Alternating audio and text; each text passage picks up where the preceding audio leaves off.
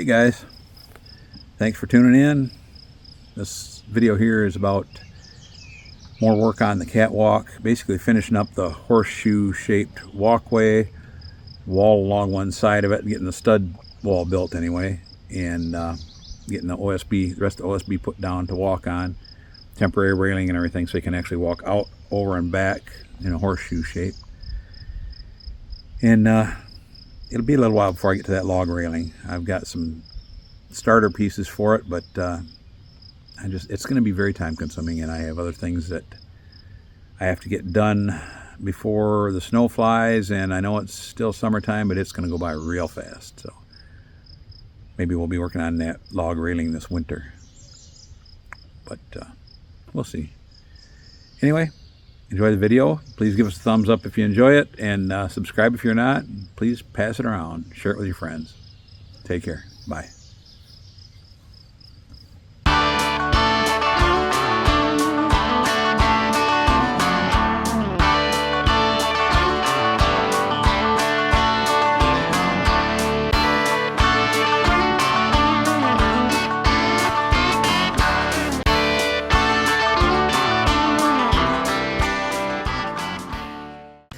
Judy is installing more hurricane straps.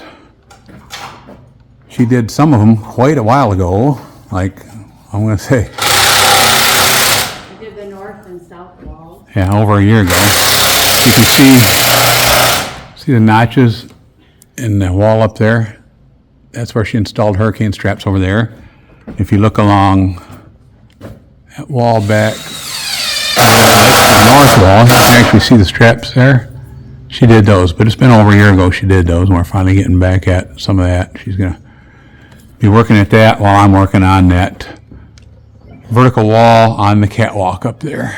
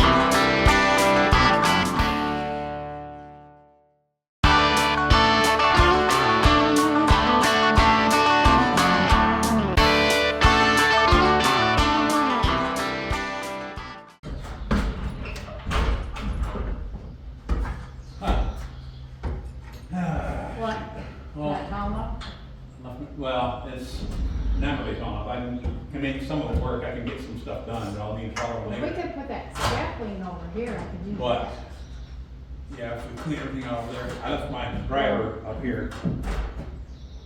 Right, but I can move this stuff. The only thing's got to be moved to this OSB and that board you bought for your wood. Okay, here on candid camera.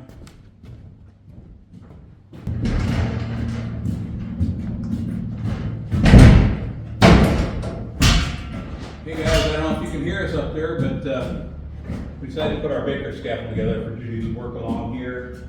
And then she wants to put it inside this room here, work in that room too. So you can use the 10-foot ladder. Yeah, because we only have one 10-foot step ladder, and the walls in this floor walls are just a little over 11 feet, or about 11.3 I believe it is. And use an 8-foot step ladder, which is high enough for almost everything from most places. And you know, it's over 3 feet from the very top of the ladder, which you aren't supposed to stand on, to the top of the wall. So you can't reach much from that ladder. So the 10-footer, we both need it. So we'll get her on the scaffold, and I'll be able to have my 10-foot ladder.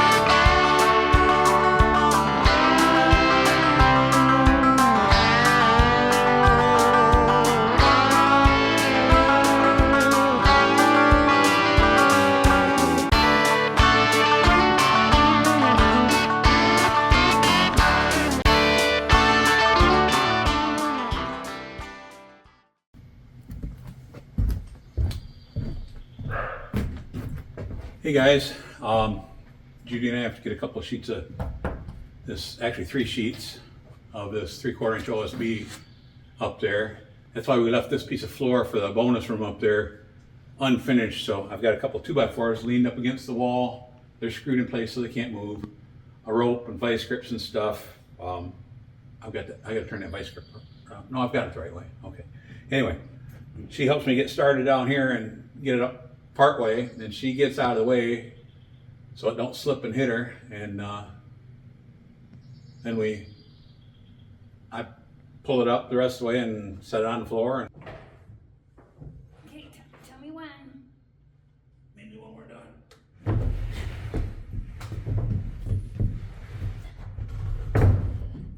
Okay, get out of there.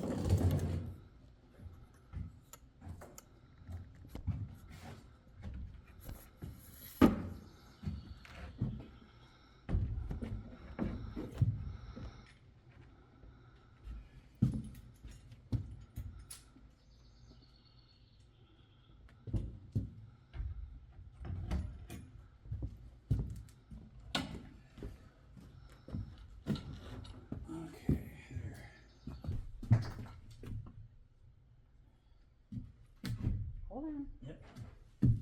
Okay.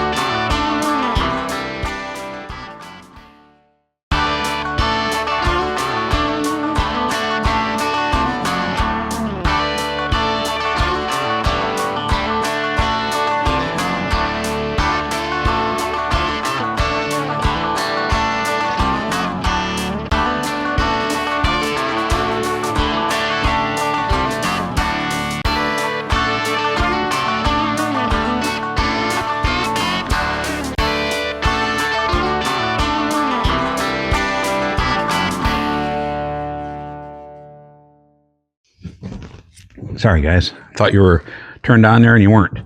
What I was saying is This is a positive placement nailer. The nails stick out the end a little bit. The end nail, what you do is you have your joist hanger bracket up there, and you see where the holes are. You reach up there and you hold that up there until that, you slide until that drops in the hole. You can feel it go in the hole. Then you put pressure on it, pull the trigger, puts the nail right in the hole. Then it will not go off unless there's pressure against this. It actually pushes it up in there a little bit. So this, before with a regular nailer, you'd have to try to guess at where the hole is and usually miss it, or use your fingers to pound them little short nails in and hit your finger or thumb or something every once in a while. This makes a world of difference. I never heard of this until we started putting floor trusses up in the basement. Each floor truss had a big long bracket around it. It had 50 nails in every bracket, and you had to have every single hole filled. So that was the time to get it. We're using it again on these little brackets up here on the catwalk, and the bridge between the catwalks and all that makes a world of difference, makes it much easier. Okay, let's get back at it.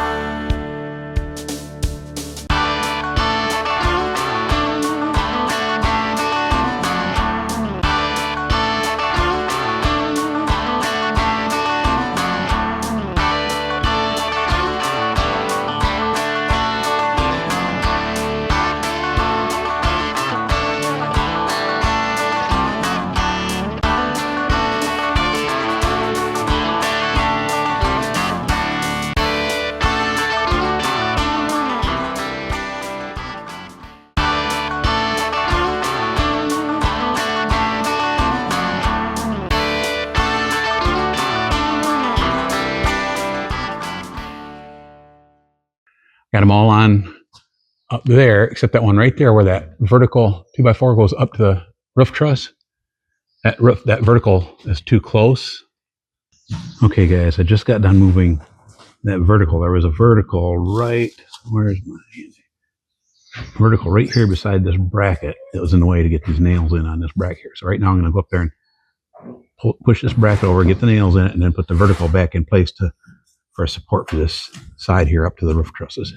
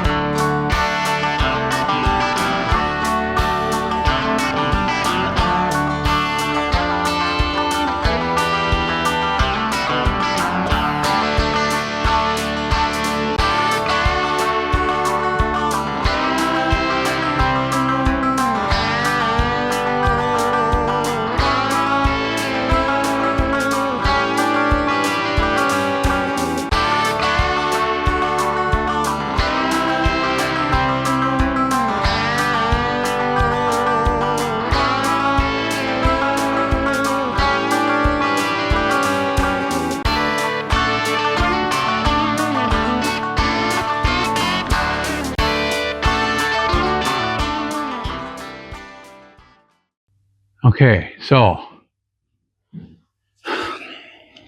I could probably go up above, take some construction adhesive with me, cut that first piece of plywood to 45 inches wide, or not plywood, but OSB, tongue and groove, get my caulk or the adhesive on there and put that first sheet out there. Oh, I know what I got to find. I brought the Senko screw gun down, that collated screw gun for the flooring, but we have a bucket of screws for that are on a coil. I got to find a bucket of screws. I think I have. Or I need to go over here. 4 more hurricane straps. Need to do on that. South wall of the spare bedroom.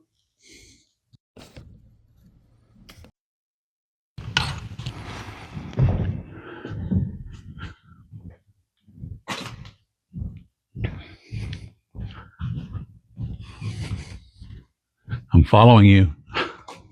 Hi. I don't know.